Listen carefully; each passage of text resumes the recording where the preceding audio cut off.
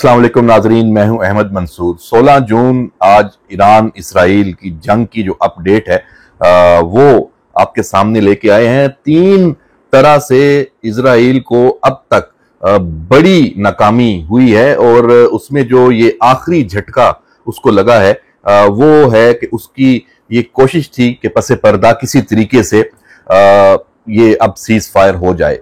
Cease fire पे आमादा क्यों हुआ है उसकी बहुत सारी वजूहात हैं अब तक, लेकिन सबसे पहले जो ये हमला इसराइल ने ईरान पर किया, जारहियत की और ईरान की जो जोहरी तंसीबात को निशाना बनाने का बहाना बनाकर उसने पूरे ईरान को मफलूज करने की और उसको तस्खीर करने की ये प्लानिंग की थी, उसमें तो वो नाकाम रहा। जो इब्तदाई प्लान है और इसराइली जो मीडिया है वो अब इस पे सवालात उसने उठाने शुरू कर दिए हैं और नेतन्याहू से पूछना शुरू कर दिया है कि तुमने तो 48 घंटों का टाइम दिया था अपनी कौम को और कहा था कि इसराइल ईरान को 48 घंटे के अंदर अंदर उसको तस्खीर कर लेगा और वहां तो लोग तैयार बैठे हैं और इनकलाब आ जाएगा। जो मौजूदा रजीम है वो तब्दील होने की जानिब बहुत बड़ी पेशरफ्त सामने आ चुकी होगी, लेकिन सरप्राइज मिला। और इराक से अगर आप मुआवजा करें, पूरा अमेरिका और इत्तेहादी अफवाज ने इराक पे हमला किया था जब सद्दाम हुसैन की हुकूमत खत्म हुई थी और वहां फिर अंदर से भी बगावत हुई और वो एक अलहदा तारीख है।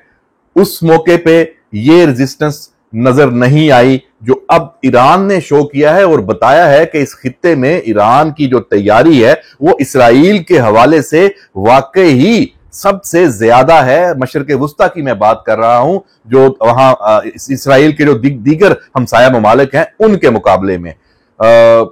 ये एक बड़ा सरप्राइज मिला नेतन्याहू को और इसमें उसको नाकामी का सामना करना पड़ा। फिर दूसरा उसका हदफ ये रहा, उसकी जो इसराइली जो डिफेंस फोर्सेस हैं उन्होंने अपने तमाम वसाइल वो इस्तेमाल कर लिए कि ईरान की जो फौजी ताकत है उसको इतना नुकसान पहुंचा दे कि इसराइल तक ईरान के मिसाइल ना पहुंच सकें। लेकिन इसमें भी ईरान ने इसराइल को यह सरप्राइज दिया कि अब तक की जो इतलात है, आज जैसे 16 जून है, ईरान मुकम्मल तौर पे केपेबल है इसराइल में जब चाहे अपनी मर्जी के अहदाफ को वो निशाना बना रहा है। और ईरान के पास जो बैलिस्टिक मिसाइल्स का जखीरा है उस हवाले से भी जो अंदाजे और तखमीना इसराइल ने लगाया और अमेरिका ने, सब मुल्कों की जो मगरब की इंटेलिजेंस है वो भी यहां नाकाम हुई है। इब्तदाई तौर पे ये कहा गया था कि 3000 के लगभग जो बैलिस्टिक मिसाइल्स हैं तबाकुन मुख्तलिफ नोयत के वो ईरान के पास हैं। उसमें सुपरसोनिक तो हैं ही हैं, उसमें हाइपरसोनिक जो मिसाइल्स हैं जो 6 से 7000 और 8000 किलोमीटर फी घंटे की रफ्तार से अपने हदफ तक पहुंचते हैं, उनकी तादाद भी अब तो उसकी ये तखमीना भी नहीं लगाया जा रहा कितनी है। क्यों? क्योंकि इसराइल पर जब ईरान हमले कर रहा है तो एक वक्त में 100 से 200 मिसाइल दाग रहा है। अच्छा, वो मुख्तलिफ कम्बिनेशन उसके बनाता है कि जो इसराइली डिफेंस का जो निजाम है मिसाइल डिफेंस का, उसकी जो 3 लेयर्स हैं वो अगर एक तरह के मिसाइल है उनको वो उस वक्त मसरूफ होते हैं निशाना बनाने में, तो जो हाइपरसोनिक है वो जाके वार करे और अपने हदफ पे गिरे। और सब देख रहे हैं कि आसमान पे इसराइल के तल अबीब हो गया, हाइफा हो गया या यरूशलेम हो गया, जो तूलो अर्ज है इसराइल का, वहां जब उसका एयर डिफेंस सिस्टम जो आयरन डोम है और जो दूसरा एरो 3 है, और ये जब अपना काम दिखा रहा होता है, कर रहा होता है, तो असल काम दिखा देता है ईरान का मिसाइल। वो पलक झपकने में आके अपने हदफ पे गिरता है और अब जो अहदाफ हैं उसने ईरान की जो इंटेलिजेंस है, जिसमें एक और जगह पे इसराइल को ये शिकस्त का सामना करना पड़ रहा है कि ईरान के पास पूरे इसराइल की मुकम्मल इंटेलिजेंस मौजूद है।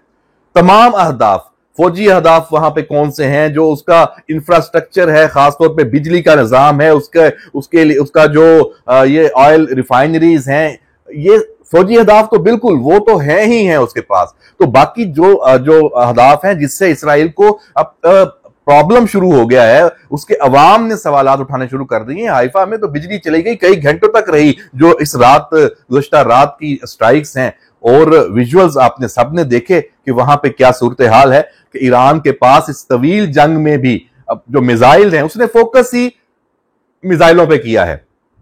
ये भी समझ आ गई सबको कि ईरान ने अपनी फजाइया पे कोई बड़ी इन्वेस्टमेंट नहीं की, अपनी बहरी कुवत उसकी जितनी है जैसी है उस पर जरूर उसने अपना काम किया है, लेकिन जो उसका असल फोकस है कि इसराइल तक पहुंचना है, कैसे पहुंचना है, मिसाइलों के जरिए पहुंचना है। तो ईरान की इस हवाले से जो भरपूर तैयारी है वो भी साबित हुई है और इसने भी नींदें उड़ाकर रखी हुई हैं इसराइल की। अब बात हो जाए सीज फायर के इकदामात की। G7 का जो इजलास है उसमें अब कोशिशें तेज हो गई हैं। क्योंकि नजर आ गया है कि इसराइल ने जो दावे किए थे, जो मगरब को, अपने इत्तेहादियों को, नेटो को या अमेरिका को बताया था, वो तो उस तरह नहीं निकला। तो ये जो एक मिस कैलकुलेशन साबित हुई है अभी तक नेतन्याहू की, गो ईरान को बड़ा नुकसान पहुंचाया है और अब बड़ी वैश्याना तरीके से जो कार्रवाइयां हैं इसराइल की जारी हैं और जवाब में शिद्दत ईरान की तरफ से भी आती जा रही है। जंग सीज फायर की बात अपनी जगह, लेकिन जो ग्राउंड रियलिटी है वो ये है कि जंग बढ़ रही है, कम नहीं हो रही। और ये वाला जो पहलू है ये इसका बड़ा संगीन है और इसमें अभी तक जो ये खतरा है कि खित्ते के दीगर ममालिक तक ये जंग फैल जाएगी, ये भी बढ़ता जा रहा है। और यही परेशानी सऊदी अरब को भी है, यही परेशानी कतर को भी है, यूएई को भी है और दीगर ममालिक को है और अमेरिका और मगरब को भी है। क्योंकि इसका जो इम्पैक्ट है वो समंदर पार अमेरिका, यूरोप और बाकी दुनिया को भी पहुंचना है, पाकिस्तान को भी पहुंचना है। क्योंकि महंगाई का तूफान इससे जुड़ा हुआ है, तेल की सप्लाई मुतासर होना इससे जुड़ा हुआ है और ऑलरेडी तेल की जो कीमतें जिस तरह बढ़ रही हैं वो भी परेशान कुन है इन तमाम ममालिक के लिए। तो ये नताइज कि ये जंग बड़े कम वक्त में खत्म कर दी जाएगी, इसराइल की ये तवक्कुआत कि उसका हमला ऐसा होगा कि बस 2-4 दिन में ईरान बिल्कुल मफलूज हो जाएगा, ये सब तो नहीं हो सका। तो अब अगले जो 48 घंटे हैं, अभी हमारे पास तो इत्तला ये है कि G7 की जो कोशिशें हैं वो भी शायद कामयाब ना हो उस इजलास से। ये कल आखिरी दिन है उस इजलास का।